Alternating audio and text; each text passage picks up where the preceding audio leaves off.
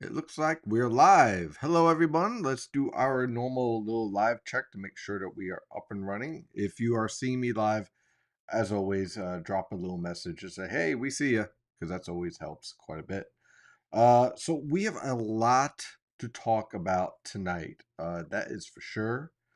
And it looks like we are, yeah, good. We are live here. Good. Alrighty then. So, where do we begin? First of all, I was just checking out the AMS meetings. They're going on right now. One of these days, I'm going to go to one of these meetings, but they have them in January, and I have too much responsibilities here. So it's not a good idea to go down to wherever these meetings are where the internet may not be so great. Or my luck, we get a winter storm actually impacting the region when I'm at one of these meetings. But they are pretty cool to follow online. There's a lot of great research, a lot of great awards. So definitely check that out. And of course, if you're an aspiring meteorologist, it's a great place to go to visit, make a lot of contacts, learn a lot of new things, uh, introduce yourself to different colleges, different colleagues in the industry. And also, it's a great way to learn about the certified digital meteorologist, which I am number 9, and it's a great place to go. So I certainly would suggest, if you are a aspiring meteorologist or just a weather enthusiast, I'm sure many of you are, it's a great place to go and check out. And actually, I'm going to a seminar in June where it's going to be a lot of fun. We're going to talk about it's basically like a lot of the digital meteorologists and a lot of the broadcast meteorologist. It's kind of one of those conventions. So that's definitely going to be fun. So obviously you are here not because you want to hear about the AMS, but hey, is it going to snow? What is going on with this weather pattern and what's going on with the models? We're going to cover all of that. And I have a bit of a long presentation, a little bit longer than what I normally do. And then, of course, as always, just so we follow along here, so everyone knows, I answer all the questions that come from the live chat premium members. They get all their questions answered, and I see we already have quite a few. I see Snowmo has already put out quite a few questions, so we'll definitely check that out. And then, of course, then I visit the social media, and of course, Susan's here to help out with seeing if there's anything going on X and on Facebook. And that's where we're live. We're live on YouTube, Facebook, and X. So hello, everyone out there. Now we got done with the intros. Let's take a look at what is going on. So let's start off at the top of the atmosphere.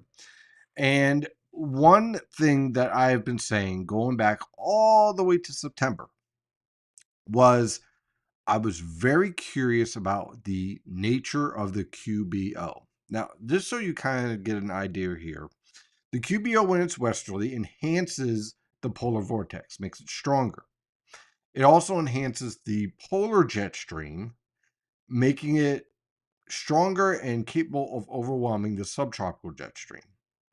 But over the past several weeks, actually almost 2 months now, we've seen a steady weakening, a steady collapse of the QBO here. And you can see very clearly here that weakening taking place. So, what does this mean when we take a look at this signal? Well, what it tells me is that the support for a non-stretched polar vortex is fading away. And you're going to have the capability with the polar jet stream and subtropical jet stream interaction for the subtropical jet stream to finally introduce moisture. Now, this is just one key component. Understand, when we're talking about weather forecasting, it's not just one feature, but multiple features, and then trying to understand how those features interact. And you may start off with an idea initially, but then you start to transfer over to a different idea as you move forward. So that's a really key understanding of what is going on in this evolution. What we're seeing is a weakening of that influence. And also take a look up here. See this? This is easterly winds, negative. The reason why this catches my attention as we go forward over the next couple of months is that this tells me that by next winter, we're going to have a negative QBO, which means you have a higher potential of seeing a split polar vortex, destruction of the polar vortex, all that good stuff. So just kind of throwing that out there to watch as we move forward over the next several months. But this signal tells me that, hey, the stretching of the polar vortex is going to continue to be a theme through February. And so when I see this showing up here, I am very, very hesitant to go with any type of rapid warm up to this weather pattern. The cold air is here to stay when you see this signal showing up. So we take that and we take a look at the observations here and take a look at the polar vortex right now. This is at 70 millibars via Earth News School, which is a completely free website. So definitely check that out, earth.newschool.net. And notice the stretching. Now, it's not just that it's being stretched, but the orientation in which it's being stretched. It's coming straight down this way. What do we have up here? This is all your Arctic air, your Siberian air, and that is heading down this direction. So it sets up the atmospheric flow throughout the entire atmosphere. So if you're seeing this at 70 millibars, then it's going to influence 100 millibars, and it's going to influence 300 millibars, 500 millibars, 850 millibars. So what this establishes here is that we're going to have a constant transport. If this stretching was set up more towards, let's say, Europe, or if this evolution was focused more towards Asia, we'd have a mild winter. A mild, boring, non-potential, even for a trace of snow, type of winter. But instead, we're seeing this cold air transport. Now, as I was saying, we haven't seen a lot of interaction with the subtropical jet stream. That's about to change. Why is that starting to change? Well, when we start studying the evolution of the polar vortex, we're seeing a lot more signals here, a lot more support for a focus towards North America. Focus more towards heights rising towards Greenland and towards the Arctic Circle here. Same thing around the Aleutians and towards the again towards the Arctic Circle on the Pacific side. So this tells me, yeah, you could have a faint negative NAO pattern, not really a strong negative NAO signal here, but certainly a very strong negative EPO signal. Now, what that basically means is that what you end up having is your weather pattern featuring something like this a lot more. Okay, well, that's a horrible illustration. So let me try that again. So basically, you get a trough around the Aleutians, ridge in the Gulf of Alaska, and your broad trough. And so what this allows for this broad trough is a lot of Arctic air to invade, but also you start getting your moisture transport coming back. So this starts to play up more, right? This starts to evolve here. Now, we're just looking at one component here. What about the tropical component? Well, going back and looking at the data, here we are right now, right? And we have been struggling with the MJO, Madden-Julian Oscillation, in unfavorable phases through December. Now we are starting to move into favorable phases. Now, this is all tropical forcing. And what you want to do is keep an eye on this region right here. Okay. And when you start getting convection here and starting to bleed into the date line, it introduces a higher threat for more stronger short waves to march their way through the Gulf Coast and move up along the East Coast. Understand, I'm not guaranteeing snowfall for your backyard, What I'm saying is that, okay, we have the stratospheric polar vortex and the tropospheric polar vortex transporting cold air. And now we have support for a more robust subtropical jet stream. So these two are going to start to interact. And when they start to interact, you start to see this support here showing up, and it increases your potential for winter storms. It also leads to model guidance having a lot of false signals. So this is why you're seeing a lot of winter storms showing up in your model guidance 10 days out, 15 days out. Why is it doing that? Because it's having a difficult time handling the interaction with all these short waves. And so it's creating a lot of these ghosts.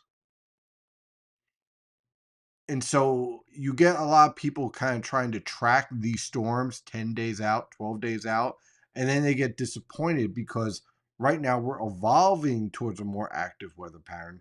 But as we sit right now today, we're not at the final stage of that weather pattern. We're not at the cumulative resolution of these interacting driving mechanisms. So we're still evolving in this. And so when we look at this model guidance, you have to understand, what does this actually support? Well, when we take a look at some of the model guidance here out to 45 days, again, you don't take this verbatim, but what the model guidance is starting to show here is that the cold air continues to funnel in, and you get this southwesterly, should I say, southeast ridge setting up around the Bahamas, and you got this cold press that drives through the Rockies and heads towards the East Coast. And so that's why you're seeing this solution with very cold conditions, obviously, for January. But in February, when you're supposedly getting this torch like the GFS is trying to show, well, the European has a totally different look. It's keeping this gradient. Again, and with the changing tropical forcing, what are we seeing with that gradient? We're also seeing more moisture finally, which frankly we needed. We've been essentially in a drought since May. So we need this change. Even though I know many of you want just snow, hey, this is a great news, even if this is rain in some of these storms, because we need the rainfall, we need precipitation.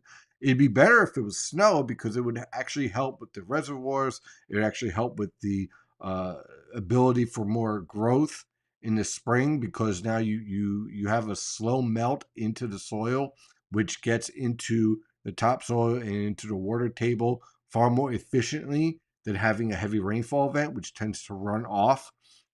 So we rather have a lot of snowfall over the next couple of weeks, but the signal here is clearly for more precipitation. So why is the GFS, or should I say the CFS, creating a torch? Well, because the model guidance is having a very difficult time with tropical forcing, and it drives it into 5 and 6, which are warm phases, right? Whereas the European guidance, it is going and staying in, going from neutral to a cold phase. Which one's more realistic? This feature is better, is more realistic with what we're seeing with the polar vortex. So you're taking a separate forcing mechanism and saying, okay, which forcing mechanism fits the tropical forcing mechanism? Which one would interact more properly? And the European solution makes a lot more sense than the CFS solution. Naturally, when you're this far out, there's a lot of volatility involved here. I mean, I'm not going to BS you on that. There's a lot of stuff that we have to watch with that. But what I will say is that when you're trying to make these decisions, you have to ask yourself which features, when they interact, makes more sense. So that's why I like the weekly European weeklies version of this than the CFS version of this, because it matches up better with what we're seeing with the polar vortex. Now, when we see this in the 15-day forecast, what does this typically lead to? Okay, We see this evolution. Oh, and by the way, when you're reading this graphics, this doesn't mean ridge. This means that the 500 millibar heights are above normal for what's average, but you still have this broad trough. So what does this tell you? Well, it gives me a good idea of what storms I'm going to be looking for.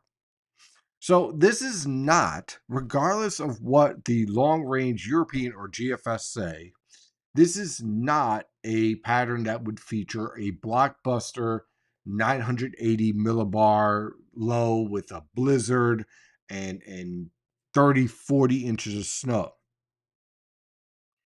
It is a type of weather pattern where you get a lot of weak low pressure systems, a lot of interaction, and a lot of support for what we call isotropic lifting.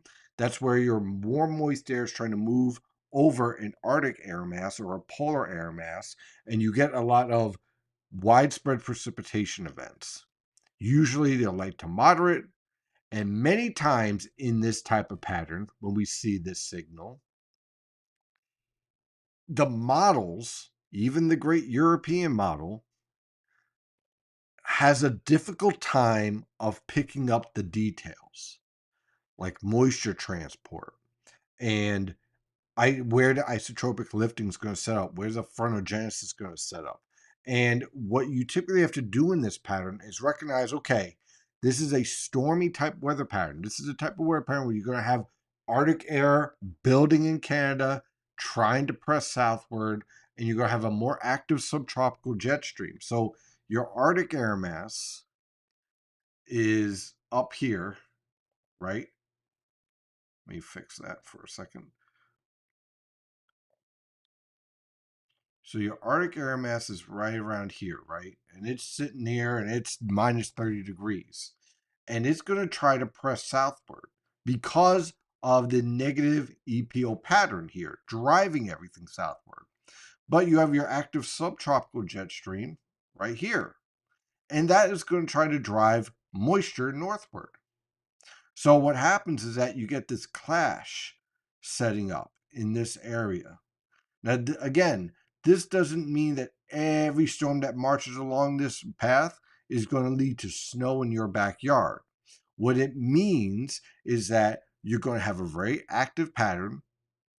The synoptic models, that's your GFS, your European, your Canadian, are going to have a very difficult time with handling these short waves because a lot of this has to do with interactions between the polar jet stream and the subtropical jet stream. So you end up with a lot of erroneous solutions and a lot of correction to those solutions as you get under 90 hours. So what you need to do is have patience. As a forecaster, you cannot jump the gun. You have to be vague. If I've been coming off as a bit vague over the past couple of days when it comes to the winter storm potential around here and not making bold claims or putting out snowfall maps, it's because this type of pattern that I've seen before is one where you need to have some time to let everything evolve a bit before you start making declarative statements. Because if you make declarative statements like the models are crashing or caving or something like that, you're going to miss out on snow events. Now, you're also going to have to be capable of making adjustments. Don't get caught in or get don't trap yourself into an original forecast idea. When you, as the observations come in and you start to see the short waves interact, you must be capable of pivoting. In other words, take your ego and throw it out the door. Okay, that's what you have to do because you have to be very, very nimble, very flexible in this type of pattern evolution. When we take a look at the European operational, what does this tell me? Plenty of Arctic air available. Huge transport coming in right from Siberia. There is your negative EPO signal. Not much of a negative NAO signal.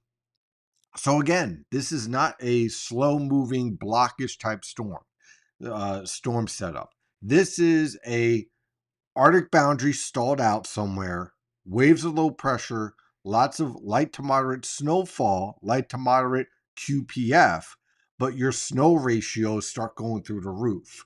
And you start adding up 1 to 3, 2 to 4, 3 to 6, 4 to 8.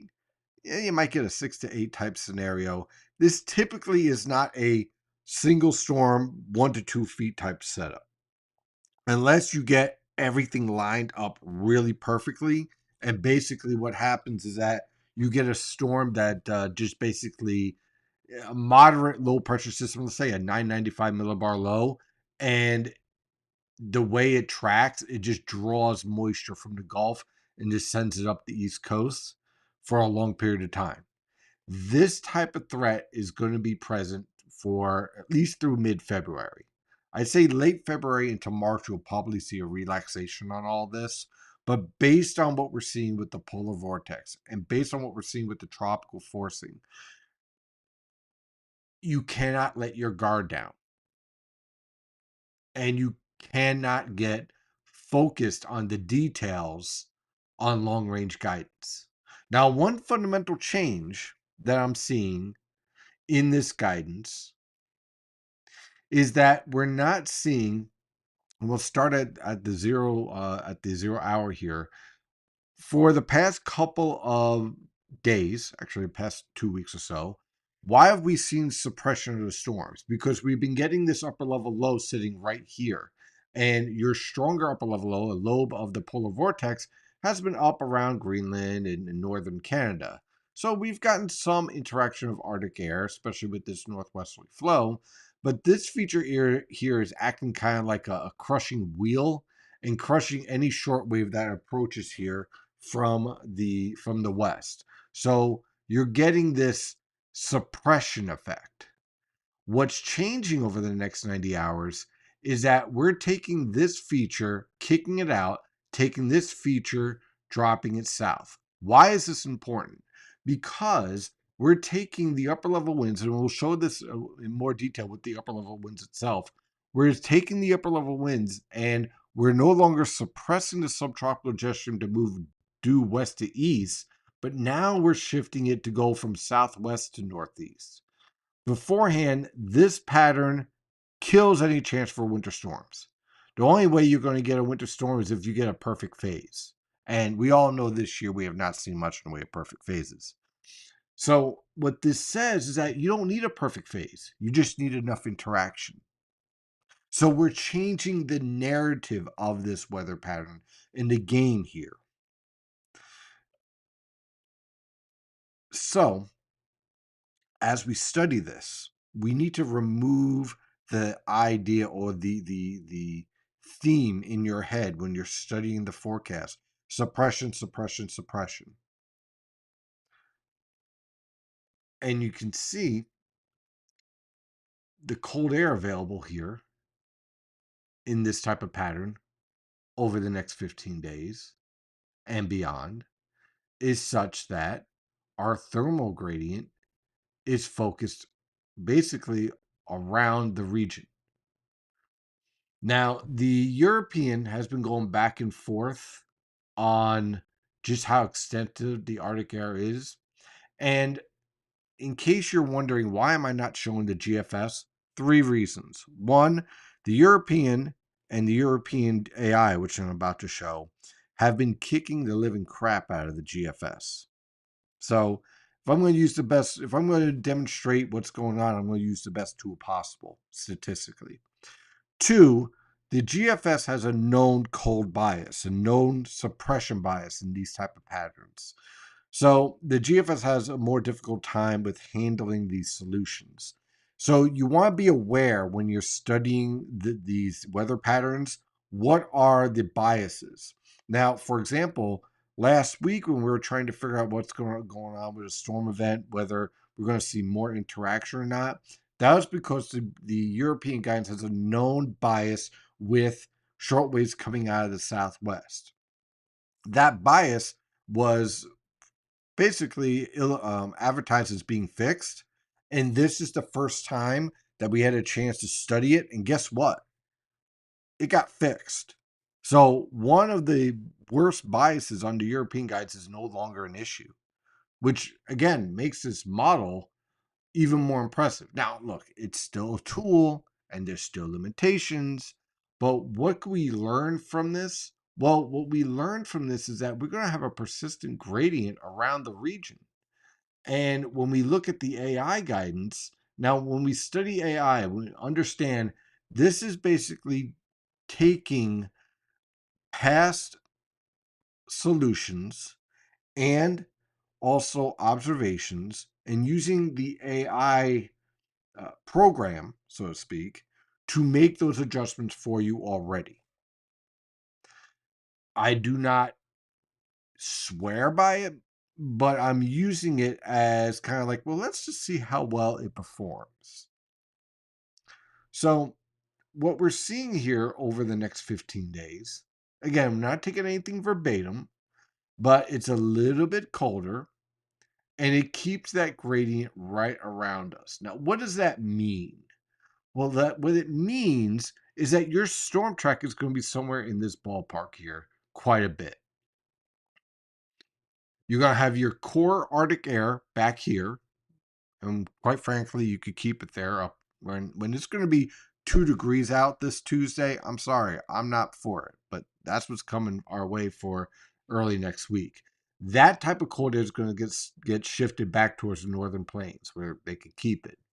But we end up on this area here from basically starting this weekend, continuing all the way through mid-February of being in the zone of activity. So again, let's think about this here. The tropical forcing is increasing. The polar vortex supports the cold air transport, and now we have a shift where we allow that subtropical jet stream to interact with this cold air, polar air. Now, this could mean that you see a lot of rain in southern New Jersey, or you see multiple winter storms, or a mix of everything in between. What I'm saying is that over the next 15 days, and probably beyond that, you can expect a very active weather pattern. And I will be drinking a whole heck of a lot of coffee as a result. So when we look at this, we have to remove our bias of suppression, which was legitimate with an upper level low sitting right over the Canadian Maritimes, and shift more to, okay, we have our Arctic air ready and we have moisture very close. What is that interaction and how does that play out? So when we take a look at our observations right now, I mean, it's pretty quiet right now. You can see the temperatures are in the 20s and 30s, and we have a nice westerly wind. We zoom out and take a look at our radar from uh, WeatherTap, and this setup here is what's going to be introducing our snow showers for tomorrow. Not a big deal. There's going to be a little bit more enhancement as you head towards central Pennsylvania with some help from the eastern Great Lakes here. Some of this moisture that's going to get picked up could produce maybe 1 or 2 inches in north central Pennsylvania. As you get closer to our neck of the woods, pretty much a dusting here and there. You might squeeze off an inch in some of the, let's say, the Poconos, but not a big deal. I would just use caution tomorrow evening on the roadways. They're going to get a little slick, so just beware of that. But this setup here is still separated from the subtropical jet stream. All that moisture just brewing, just waiting to interact. So we have this setup here in the infrared satellite picture. This is starting to increase. What I mean by increase is that we're starting to see more and more convection showing up in this subtropical jet stream here. Whereas beforehand, this thing was dead. I mean, dead. You couldn't squeeze out anything out here. But it's starting to become more active. We've started to see a little bit more rainstorms and even snowstorms. I just asked anyone in Georgia, 5 inches of snow. So we're starting to see more activity. In the water vapor satellite picture, you can see it even better. Look at this enhancement starting to show up here. You can see it coming right out of the Pacific. marching its way up through Mexico, far more active. You have your nice little shortwave here setting up, setting shortwave after shortwave. You got a nice upper level low, and you have series of shortwaves marching through. So we're seeing the change now. What I'm trying to show you is that yeah, you got model guys here and there, and you have this model and that model, model schmodel. What is going on in the observations, and does it make sense when you take a look at the models? And the observations are saying, hey, this is getting more active. Meanwhile, our shortwaves coming in from the polar jet stream are still energetic. So let me refresh this real fast. Make sure we have a HD view on here. Here is our 250 millibar winds. Here's our subtropical jet stream that is becoming stronger. Here's our polar jet stream, which is still strong, but guess what, buddy? You're not going to be able to push around the subtropical jet stream so easily anymore. Now you're going to have a little bit of a fight on your hands. So we're going to be basically watching WrestleMania starting to set up from basically the mid-Mississippi River Valley through the Tennessee River Valley and into the mid-Atlantic in this setup. Again, I am not guaranteeing feet of snow in your backyard. What I'm saying is that this pattern has a lot more tricks up its sleeve than what you think. And the activity in this weather pattern, based on what we're seeing in the observations and how that matches up with the model guidance, really has my attention. And so this is 850 millibar temperatures. These are observations again, not model guidance. This is what we have to work with. And this is the transport that is setting our way. Plenty of Arctic air. So we have plenty of cold air available. Now we're starting to throw in the moisture.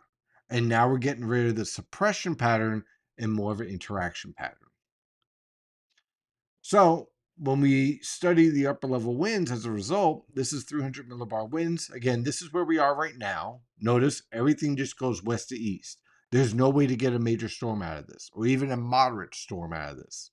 And we switch in 90 hours southwest to northeast. And in 7 days, same signal. In 10 days, same signal. In 15 days, same signal. So we are fundamentally changing the signals here. What we cannot do in this setup when you're having these jet stream interactions is trust any of the details beyond 5 days. You can even say beyond 7 days, you can get a broad idea of what the possibilities are 5 to 7 days out. But you really want to get under 5 days before you really start to nail down what the potential is.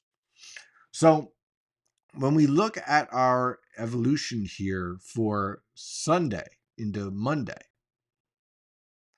some of the things I'm already seeing here in the upper level winds is that, okay, I have pretty good divergence and diffluence starting to set up over the region.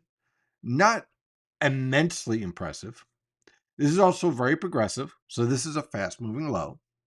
We know that is the scenario. So what could we remove? We can remove any type of solution where you have a slow moving intensifying low. That's out of the picture. We also can remove any idea that the cold press is going to drive in here very quickly. Why? Look at the orientation of the winds. Let's zoom in here, right? When you're studying the evolution of the cold air transport, you want winds, if you're looking for a fast transport, you want winds coming in from the west, due west. If they're coming in from the southwest, they're running perpendicular, I'm trying to say parallel to the surface boundary. This is a slow cold air transport. So in other words, in this setup, you don't have the moisture being driven out. It kind of lingers. Kind of like a pain in the neck, right? It lingers around the region. The cold air bleeds in. So we know that that is the scenario and take a look at these upper level winds, right? When we take a look at 500 millibars, pretty good shortwave coming in here Sunday night into Monday. Okay, so we have lifting here. This signal, it supports a weak low pressure system somewhere in this area here, because again, You have all your rising PVA here. You have your lifting, kind of think of it like a wave. So this would support something out here trying to bubble up. When you take a look at this same solution on the European AI model, kind of have the same signal here. Okay, pretty good divergence and difference. You see how the winds are kind of spread out here? Okay, so you have rising air taking shape. When you take a look at 700 millibars, this is rising air here. This is vertical winds from 700 millibars from the surface up to 700 millibars. And during this time period on Sunday afternoon, as the precipitation is breaking out, okay, this is a sign of frontogenesis. Okay, so now we know this supports the idea that, hey, we're going to have a strong frontogenical forcing. That's our primary forcing mechanism. It's not a strong low. It's not a rapidly deepening 500 millibar low. This is slow lifting frontogenesis, light to moderate type precipitation, not a major winter storm, not a major precipitation event, but certainly steady forcing. At 850 millibars, again, we're stepping down so we understand the full nature of this atmosphere. The signal here is for a broad trough. Now, one thing I found interesting with the operational guidance here is that it produces this rogue feature out here. Why does this matter to me? Well, what this does is that this is convective feedback error here. When you see this and this bullseye, this is convective feedback error.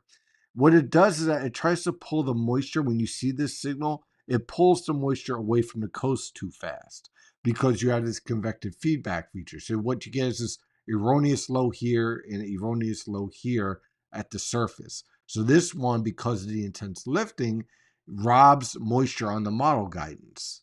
But it just doesn't make sense. I mean, look at it. It's like a bullseye. It looks like someone's about to play darts on this. Look at this. It's ridiculous. It's on the Gulf Stream. Certainly would make it interesting, but it hasn't shown up in any of the other model guides. Take a look at 0Z from last night, and during that same time period, no presence of it. This is the original feature that is closer to the coast, but you don't have a closed upper level low here. Two different scenarios here. You have them instead competing. This feature was what was on the 0Z from last night, the more robust feature, but now you have them competing.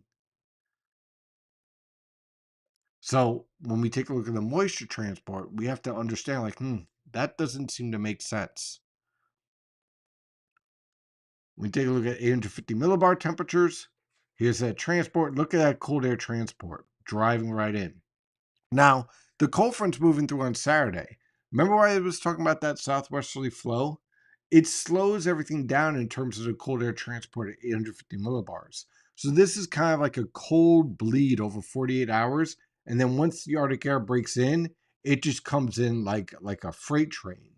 So this is an environment where your snow ratios are crashing, or should I say rising rapidly. You're going from 10 to 1 and very, very rapidly up to 25 to 1 in this type of scenario. And you're seeing the cold air transport very nicely here on at the surface, where in the afternoon we're starting out. This is a little bit colder on the guidance, the 18Z guidance that's coming out. Earlier today, this solution was a little bit warmer with temperatures in the mid to upper 30s. Now it's a little bit colder, and look at the temperatures just crash. So we're seeing this support for colder air coming in, but moisture being able to linger. And we see that very nicely here on the precipitable water values. So what I'm seeing here, it's like, okay, you have enough moisture lingering. If you're going to see something with these cold air temperatures coming in, you're going to see it on the immediate coast. Long Island, central southern New Jersey, right? Maybe the south shore of Connecticut. You're probably going to see a rapid fall off as you head towards the interior. Sorry, Poconos, northwest New Jersey, northern Connecticut, Hudson River Valley. Maybe pick up an inch or two. That's about it. But what I'm concerned about is I-95 corridor to the coast. And what I'm concerned about is that You're having moisture, just enough moisture lingering around. And again, in this scenario, you don't need much. And we're not talking about a major, like 12-inch snowfall. We're talking about a moderate snowfall. We're talking about 2 to 5, 3 to 6, maybe a 4 to 8, maybe. But that's if we get some really, really funky frontal genesis and some really impressive snowfall rates. Most likely, most likely in that 2 to 5 inch range, right? Right on the I-95 corridor to the coast. And the reason why we can say that is that while this precipitation is developing here, you have this moisture here, your snow ratios are rapidly rising because you're getting colder throughout the entire time period. So what this supports is that you get a tenth of an inch at 10 to 1 ratio. Then you get another tenth of an inch, and now you're at 20 to 1 ratio. And then you finish up at 25 to 1 ratio with another tenth of an inch. You can see how that adds up pretty nicely here in this setup. Now, if the cold air drives in a little bit too fast, that cuts it down. And so that's what we have to study when we take a look at the mesoscale models, the NAM, the HRR, model guidance like that. That's where we start making our adjustments 48 hours out and start putting out public maps, because then we get a better idea on the frontogenesis, the low level frontogenesis, which you really need convective models to use, which is why, again, you do not jump the gun in these type of scenarios, because this is the type of scenario where you go from nothing's going on to, wow, we have to put out winter storm watches because we could see close to 6 inches of snow in a location. And there was no lag time. So when we see this in the model guidance, this moderate band, we need to really understand what this is saying.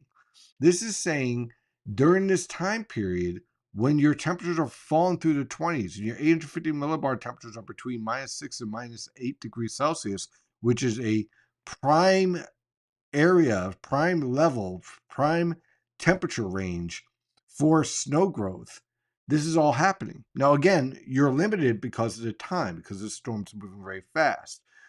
So you don't have a lot of time for snow accumulation, but anything that's going to fall is going to stick because your temperatures are free falling. You're also seeing this. That was the, let's see, this is the 12Z. Here we go. This is the 18Z guidance. Came out, same signal here. Nice gradient, very sharp cutoff. I don't expect much in this type of scenario over the Poconos and Catskills, if anything. I am focusing on I-95 and to the coast. That's my focus in this scenario.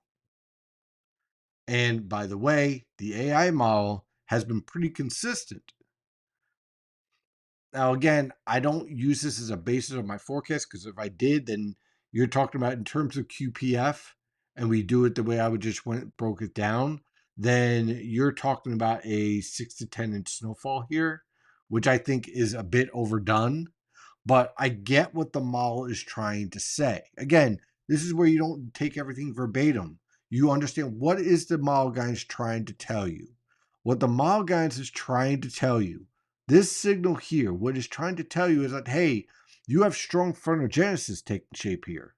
That's how you're getting this heavy precipitation. Okay, that cold air is pressing in, and this is causing strong lifting.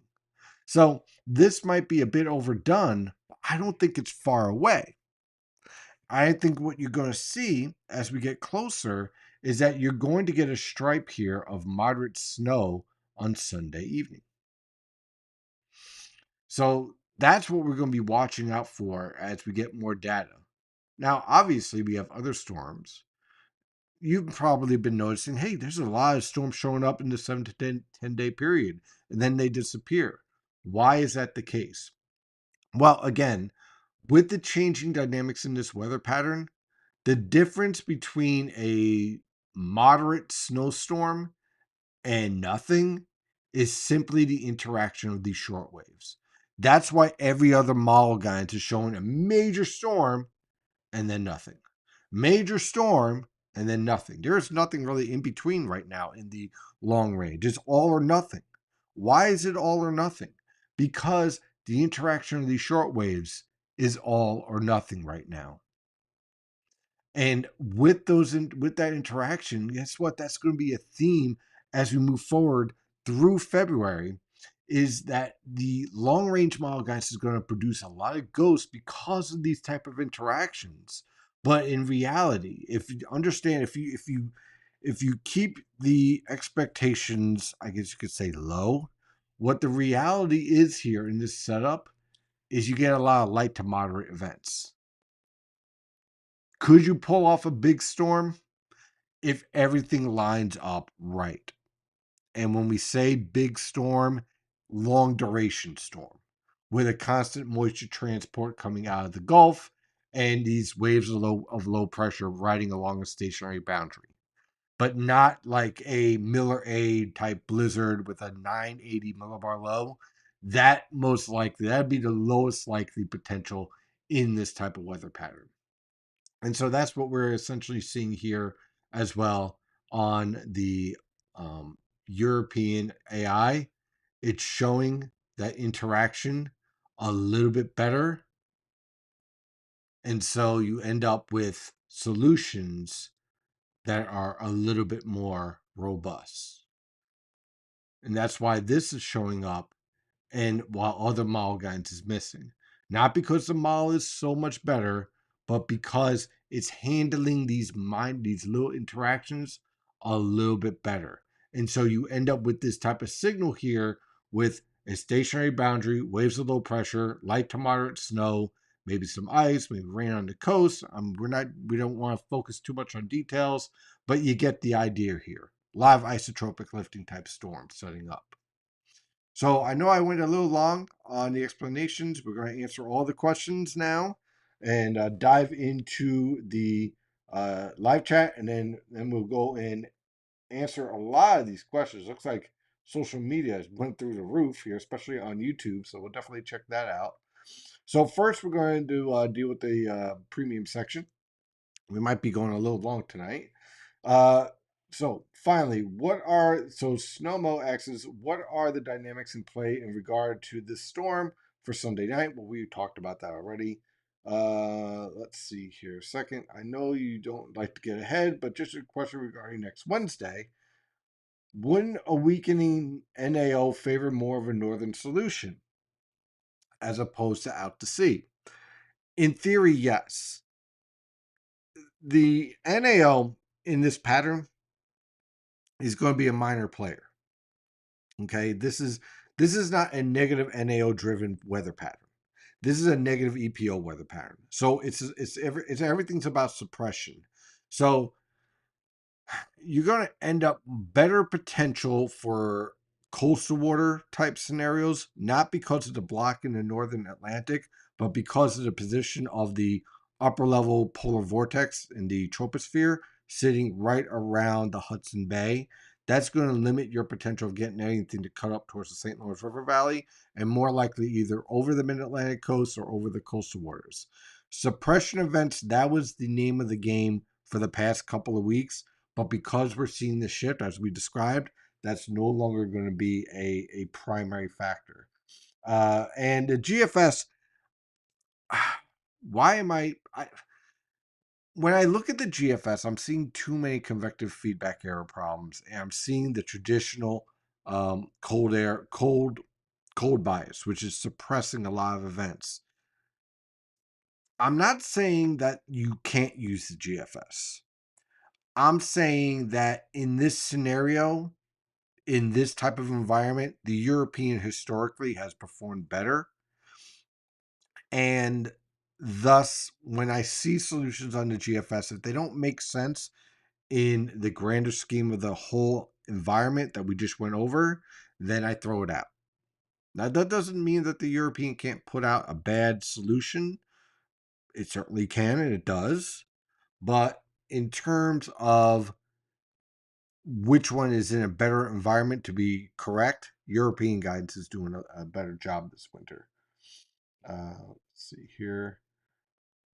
So snow for any football games this weekend. The best shot, to be honest with you, is probably going to be the Bills game with some lake effect snowfall. Obviously, I can't give you details as far as whether the band will officially move into the stadium, because that's more of a mesoscale forecast type scenario. But definitely they have the best potential.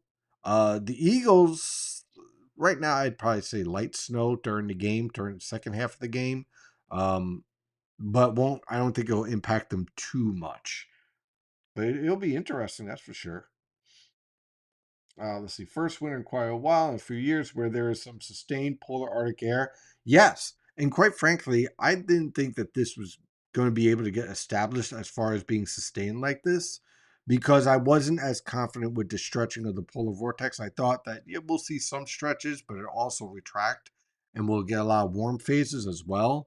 The sustained stretching in the polar vortex has made this winter much colder, and it was one of the wild cards in the forecast I had, and it looks like that played out.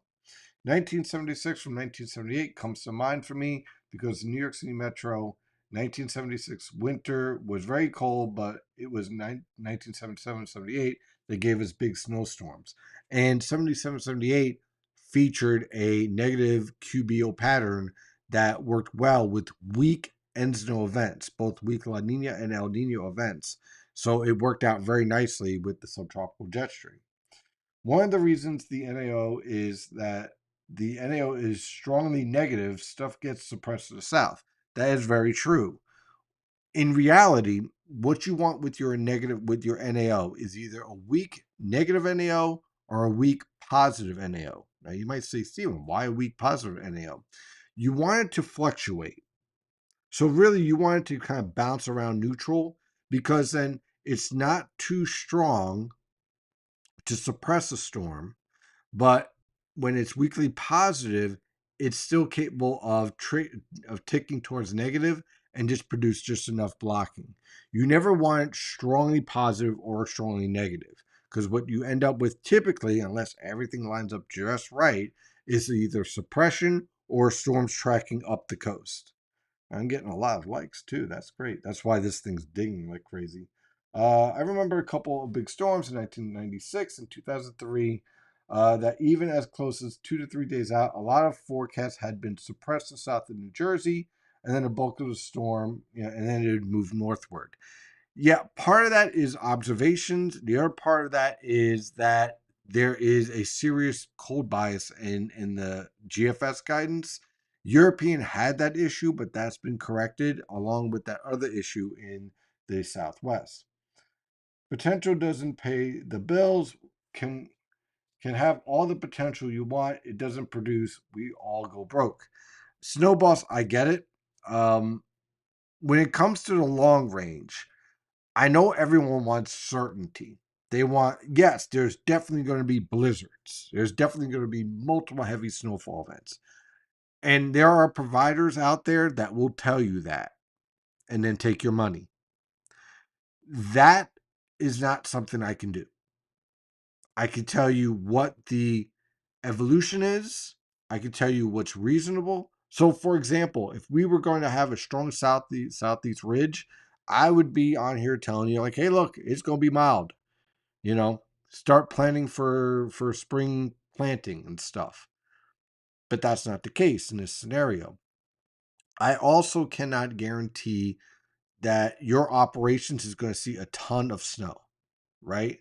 Um, and I know it sounds wishy-washy, but it's the nature of the science, um, that we have. So what I'm trying to say to you is that, yeah, there's a lot of potential here. Whether that gets realized, well, that could be a different story. And I'm not going to BS you. There's every chance that all the storms are focused to your south, and you get very little. That is a possibility. I think that this Sunday threat is focused for the coastal plain and not for, let's say, the northwestern suburbs of Philadelphia.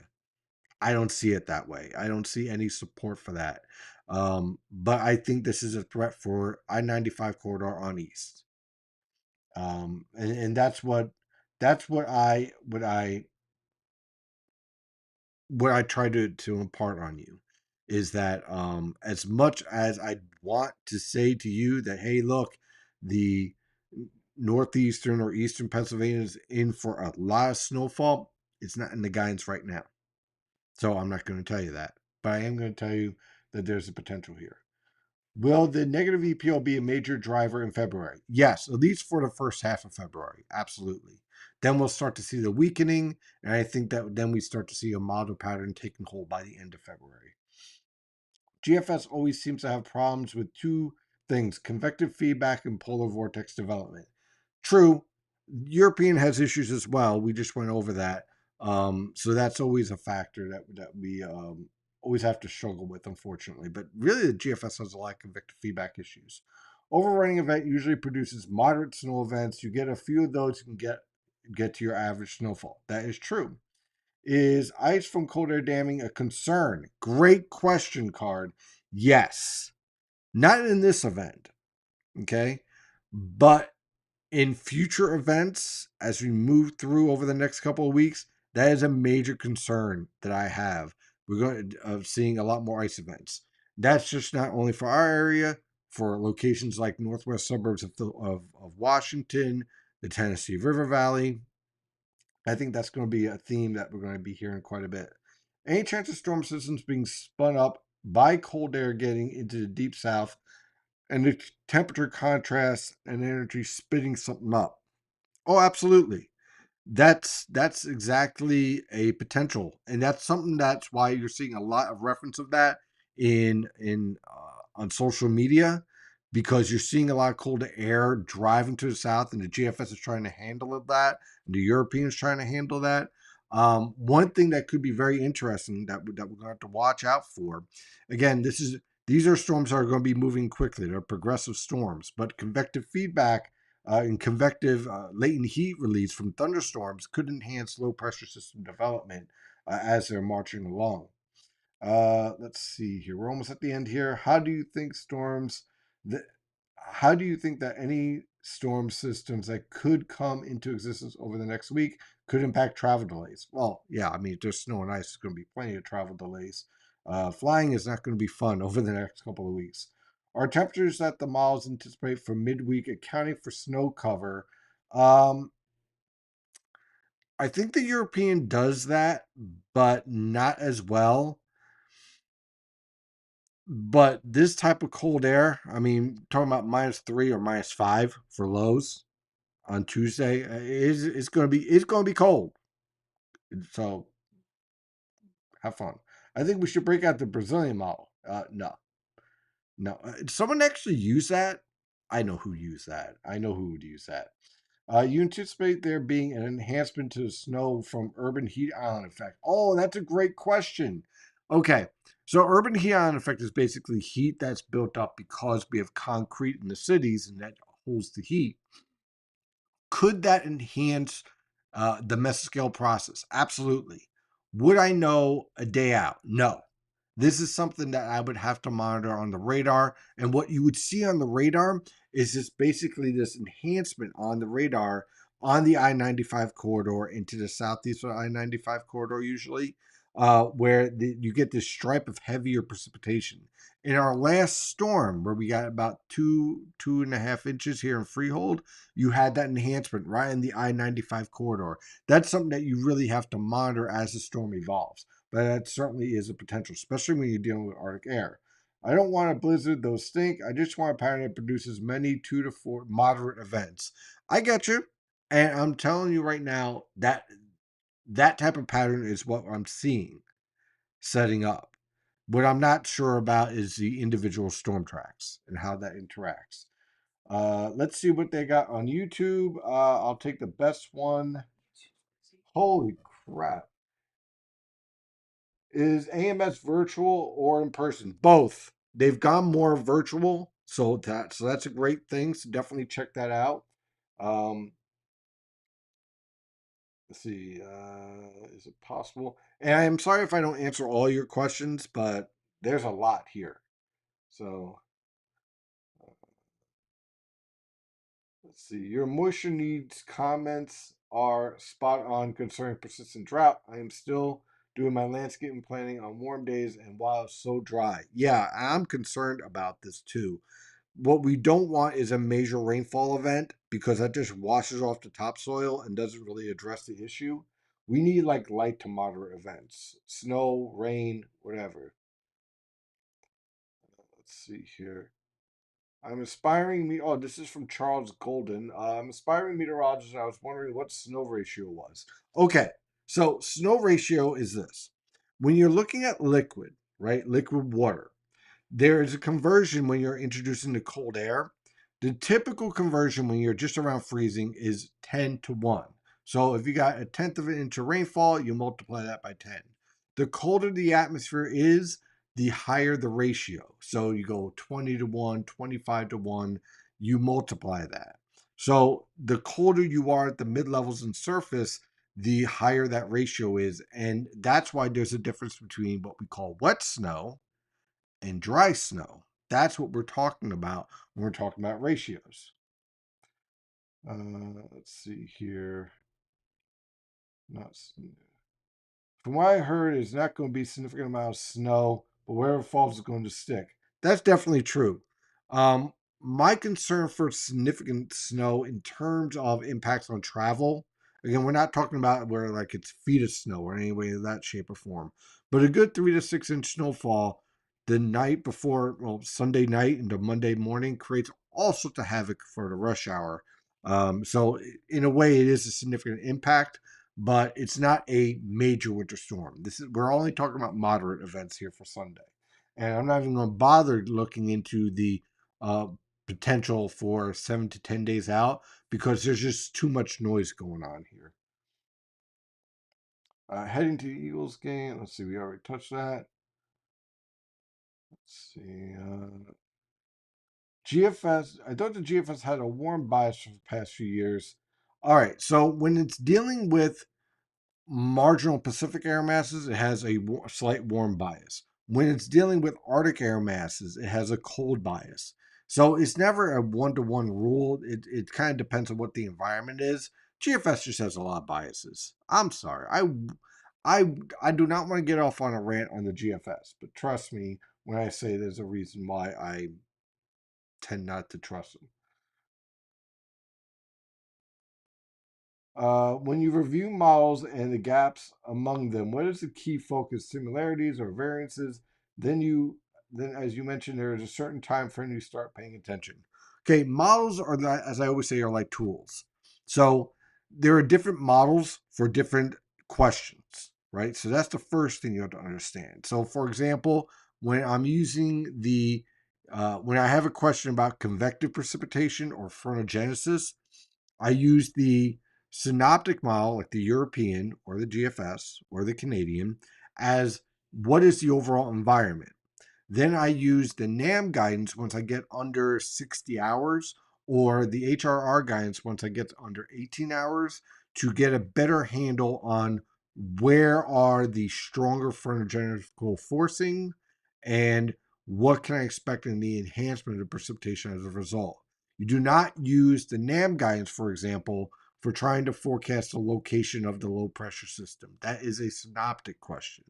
You want to use the NAM guidance for understanding what are the details within the precipitation shield. Or in the summer, what is the intensity of the thunderstorms and what is the potential there? Let's see here. Why was Okay, why was the January 2016 blizzard forecast accurately 5 days out?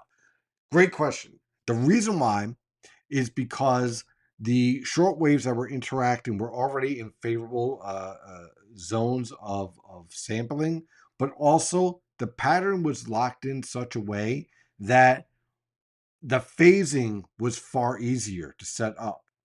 So with that type of environment set up, unlike the one now where we're having competing jet streams and or have different speed elements, that time period, which is very, very rare, by the way, had a setup where the model guys could just catch on to those solutions and just lock in very early.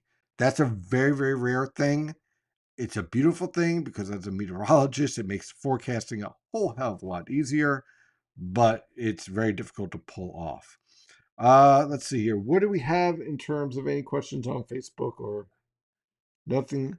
I see one question on X. I was able to pull that off. Great question. I got one guy, Joe Weather. How much are you benching these days? I maxed that at 405.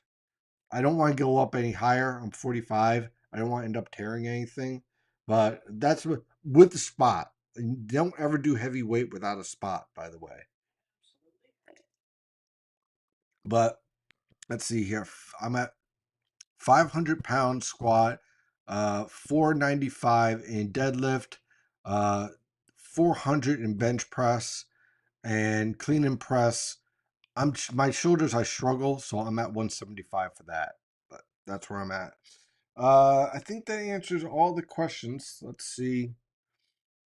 Yeah, I think that covers everything. So on YouTube, they're still rolling in. Probably. Yeah, you're right. I'm seeing it now. Yeah. But I can't go to 10 o'clock, so you'd kill me, and I need some sleep anyway. So, what have we learned tonight? We have learned A, for your own sanity, for the love of God, stop worrying about model solutions 7 to 10 days out, and certainly not 15 days out. Use it as wallpaper. It's fun to look at.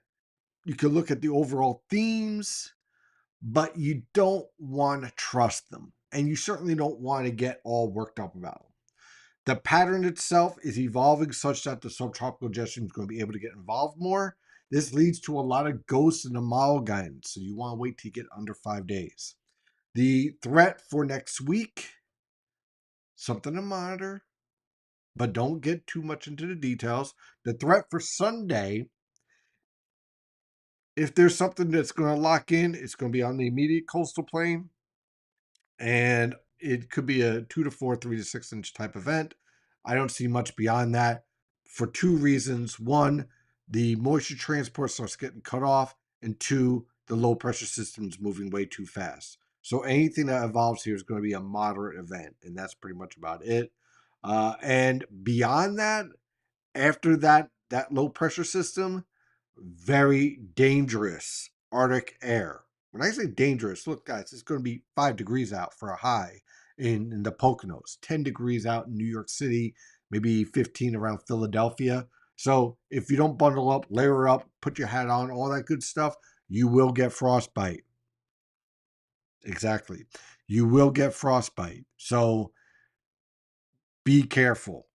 Okay. This is not the type of cold air to screw around with. That's it for tonight. Thank you for joining the live chat. I really appreciate it. We had a lot of people visiting, and the community chat room was very, very impressive. Will you do a live update on Sunday? If this event is significant, as in over 4 inches, I will likely have some break-ins and some videos. But if it's more like a 1 to 3 or 2 to 4 inch, I'll put out some updates, but go from there. That's it for tonight. Thank you as always. And as always, let me make sure this is set up. Here we go. As always, stay safe out there.